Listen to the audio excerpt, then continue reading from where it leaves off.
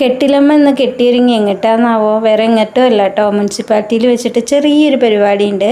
കുടുംബശ്രീക്കാരുടെ അരങ്ങ് എന്ന് പറഞ്ഞിട്ടുള്ള പരിപാടിയാണ്. കുറച്ച് മത്സരങ്ങളൊക്കെ അടങ്ങുന്നതാണ്. അപ്പോൾ ചെറിയ 1-2 പരിപാടിയിൽ ഞാനും കൂടിയിട്ടുണ്ട് കേട്ടോ. അപ്പോൾ അങ്ങോട്ട് പോവുകയാണ്. വേറെ കുടുംബശ്രീയിൽ ആരും കൂടെ വന്നിട്ടില്ല. അപ്പോൾ ഞങ്ങളുടെ കൂടെ ഓട്ടോയിൽ ഒരു ചേച്ചിയുണ്ട്. അവരും കൂടെ അങ്ങോട്ടാണ് കേട്ടോ. അവർ വേറെ കുടുംബശ്രീയിലുള്ള ആൾക്കാരാണ്. എന്നാലും മുനിസിപ്പാലിറ്റിയിലല്ല, നമ്മുടെ ലക്ഷ്മി ഓഡിറ്റോറിയത്തിലാണ് വെച്ചിട്ടാണ് കേട്ടോ. അപ്പോൾ അങ്ങനെ ഞങ്ങൾ ലക്ഷ്മി ഓഡിറ്റോറിയത്തിൻ്റെ മുന്നിലെത്തിയിട്ടുണ്ട്. അധികം തിരക്കൊന്നും കാണുന്നില്ല. പരിപാടിയിൽ പങ്കെടുക്കുന്ന വനിതാരത്നങ്ങളൊക്കെ മേക്കപ്പൊക്കെ അണിഞ്ഞ് അങ്ങോട്ടും ഇങ്ങോട്ടും നടക്കുന്നുണ്ട്.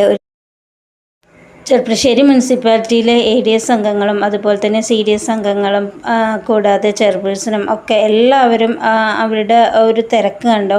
ആ ഒരു പരിപാടിയുടെ ഇതിൻ്റെ വേണ്ടിയിട്ട് അങ്ങോട്ടും ഇങ്ങോട്ടും നടക്കുകയാണ്.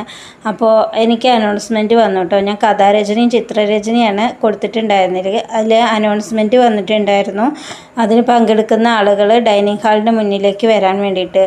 ഞാൻ ഡൈനിങ് ഹാളിൻ്റെ മുന്നിൽ വന്ന് നോക്കുമ്പോൾ ഒരു മനുഷ്യൻ്റെ കുട്ടിയില്ല, ഹാള് പൂട്ടി കിടക്കുന്നു കേട്ടോ. അപ്പം അങ്ങനെ കുറച്ച് നേരം അവിടെ പോസ്റ്റ് അടിച്ചിരുന്നു. അപ്പോൾ വീണ്ടും ഞാൻ ഈ ഒരു ഹാളിലേക്ക് തന്നെ തിരിച്ചു വന്നു. അവിടെ അപ്പം പരിപാടികൾ നടക്കുന്നുണ്ടായിരുന്നു. അപ്പോൾ കുറച്ച് നേരം അതൊക്കെ കണ്ടിരുന്നു കേട്ടോ.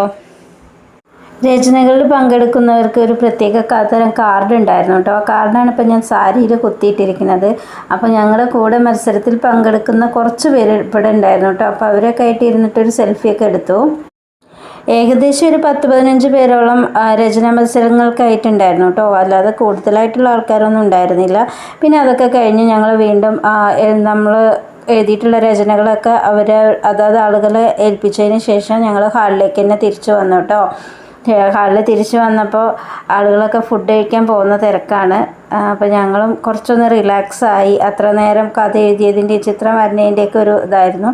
അപ്പോൾ ഈ കാണുന്നത് കണ്ടോ, ഈ ആൾ ആരാണെന്ന് എനിക്കറിയില്ല കേട്ടോ. ഞാൻ പിന്നെ അന്വേഷിക്കണം ആരാണെന്ന് എന്താണെന്നൊക്കെ. നമുക്ക് കഥാരചനയ്ക്കാണെങ്കിലും കവിതാരചനയ്ക്കാണെങ്കിലും അതിൻ്റെ ആ ഒരു സബ്ജക്റ്റ് തന്നത് ഇവരായിരുന്നു കേട്ടോ.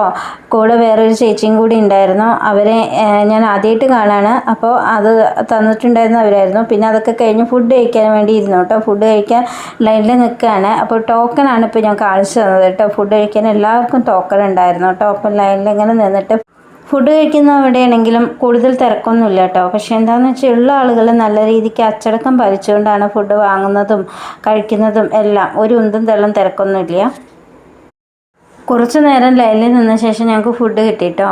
ഇപ്പോൾ അത് ചോറും സാമ്പാറും ഉപ്പേരിയും അതുപോലെ തന്നെ ഒരു കൂട്ടുകറിയും അച്ചാറും പപ്പടവും രസം ഒക്കെ ഉണ്ടായിരുന്നു. അപ്പോൾ അതൊക്കെ കൂട്ടിയിട്ട് നന്നായിട്ട് ഫുഡൊക്കെ കഴിച്ച് കഴിഞ്ഞ് ഞങ്ങൾ വീണ്ടും ഹാളിലേക്ക് വന്നു കേട്ടോ. പിന്നെയും കുറച്ച് മത്സരങ്ങളൊക്കെ ഉണ്ടായിരുന്നു. അതിൻ്റെ മുന്നോടിയായിട്ട് ബാലസംഘത്തിൽ കുറച്ച് കുട്ടികളിൽ ഡാൻസൊക്കെ കളിച്ചിട്ടുണ്ടായിരുന്നു. അതൊക്കെ കണ്ടിരുന്നു. കൂടാതെ കുറച്ച് ചേച്ചിമാർ പാട്ട് പാടിയിരുന്നു. അതുപോലെ ഈ ചേച്ചീൻ്റെ കൂടെ ഇങ്ങോട്ട് വരുമ്പോൾ ഉണ്ടായിരുന്നത് അവരായിട്ട് സെൽഫിയൊക്കെ എടുത്തു. അങ്ങനെ അതെല്ലാം കഴിഞ്ഞ് ഒരു ഏകദേശം 2:30-2:45 ആയപ്പം അവിടുന്ന് തിരിച്ചു കേട്ടോ. നേരെ വീട്ടിലേക്ക് വന്നു ഓട്ടോയിൽ. എന്തായാലും സാരിയും ജയിലൊക്കെ ചുറ്റിപ്പോയതല്ലേ. അപ്പോൾ വീട്ടിലെത്തിയപ്പോൾ ചെറുതായി ഒന്ന് റീൽസോ അല്ലെങ്കിൽ ഒരു ഫോട്ടോഷൂട്ടൊക്കെ എടുക്കാമെന്ന് വിചാരിച്ചിട്ട് നോക്കിയതാണ്. അതെന്തായാലും പാളിപ്പോയി കേട്ടോ. എന്തായാലും മുനിസിപ്പാലിറ്റിയിൽ പോയത് വെറുതെ ഇല്ല. കഥാരചനയ്ക്ക് 2nd പ്രൈസ് കിട്ടി കേട്ടോ. അതിൻ്റെ ഒരു സന്തോഷമുണ്ട്. പ്രൈസ് കിട്ടുമെന്നൊന്നും പ്രതീക്ഷിച്ചിട്ട് ചെയ്തതൊന്നുമല്ല കേട്ടോ. എന്തായാലും പ്രൈസ് കിട്ടിയപ്പോൾ നല്ല സന്തോഷം ഉണ്ടായിരുന്നു കേട്ടോ. ആദ്യമായിട്ടല്ലേ. അപ്പോൾ അതിൻ്റെ ഒരു സന്തോഷം കൂടിയുണ്ട്. അതിൻ്റെ ട്രോഫിയും കാര്യങ്ങളൊക്കെ നമ്മുടെ ADSൻ്റെ കയ്യിൽ കൊടുത്തയക്കാമെന്ന് പറഞ്ഞിട്ടുണ്ട് കേട്ടോ. അപ്പോൾ ചേച്ചി വിളിച്ചു പറഞ്ഞപ്പോൾ ഒരുപാട് സന്തോഷം തോന്നി.